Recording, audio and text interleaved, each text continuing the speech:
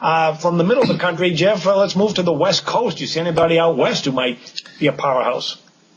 Well, Arizona, obviously, I like teams that overcome adversity and then bounce back because they come back stronger. That's what happened to Arizona. They suffered a huge blow when Brandon Ashley went down early February, and then they lost to Arizona State in overtime, but they bounced back. They won 5 in a row. They did lose UCLA in the Pac-10 championship game, but of course, the Pac-12 championship game, but UCLA shot the lights out. There wasn't much you can do about that. But Arizona still has a lot of talent. Nick Johnson and Aaron Gordon. Defense allows only 38% field goal percentage. They average 39 rebounds per game. They're number 1 seed, but after Weber State, they get either Gonzaga or Oklahoma State. That won't be easy. Oklahoma State's another team that's overcome much adversity and now seem to be bouncing back too. So Arizona can go a long way, but it won't be easy because they're in kind of a tough bracket there, John. I'm going to jump back to the East because I see VCU as a team that's still undervalued and could offer some terrific value in the tournament, not only covering but games being low scoring and under the total. They're hot coming in, winning 18 of the last 23 games, and they've got an outstanding balance, which is another thing along with defense that you really need this time of the year. They were number 1 offensive team in the A-10 with 75 points per game, and of course that fantastic defense they play for Shaka Smart. The numbers were 3rd in the conference, just 66.4 points per game. Field goal shooting defense was sensational. 4th in the conference, 42%, and they were tops at defending the three-pointer, under 28% beyond the arc. Just a phenomenal all-around team.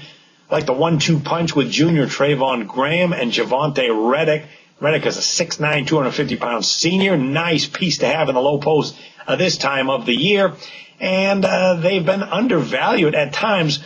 We did see them stumble a bit in the Atlantic 10 title game. They lost to St. Joe's 65-61. Surprisingly, they allowed 48% shooting, and that's not at all common. This team was so strong defensively. So I look at that and wonder, is that a team that's wearing down defensively, or was that just one bad game? Based on how the whole season has gone and the way the coach demands defense, I'm going to say that was just a bad game that they had. So I think they're going to offer some value.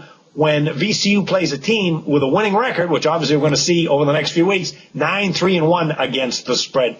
All right, before we look at some teams that might be overvalued, let's take a look at, let's hear from Jim Feist as he's been watching some line movement out there with some of these teams. Jim? The tourney lines have been out for a little bit, and the matchups with the point spreads are out. There's been a couple of moves. Florida is still a favorite, and they've gone from 9-2 to 4-1. Defending champ Louisville moved from 15-1 to 7-1. That's the biggest move. Then Michigan State went from 9-2 to 5-1. Arizona, not much of a move, 6-1 to 7-1, and Virginia 15-1 to 18-1. I don't quite understand that one moving up like that, but that's pretty good value. This is going to be a red-hot tourney. There's 12 teams that I look at that could possibly win this whole thing. It's not that far out of balance. There's not one team that's that great. There are a couple teams that are playing exceptionally well right now, and the public is all over Louisville and Michigan State. So there's a lot to be we can keep our eye on, and I'm going to be doing that every day. And I'm going to have my point spread moves on all the conferences, all the tournaments. NIT starts tomorrow, and some play-in games tomorrow as well for the NCAA. So we're going to be on top of this on a daily basis. All right, we're going to take a look at some overvalued teams in tournament play. Before we get to that, if you want to get free plays sent to your cell phone every day on a text message, if you want it from Dave Koken, just text Koken to 313131. Or if you want them every day from Jim Feist, just text winner to 313131.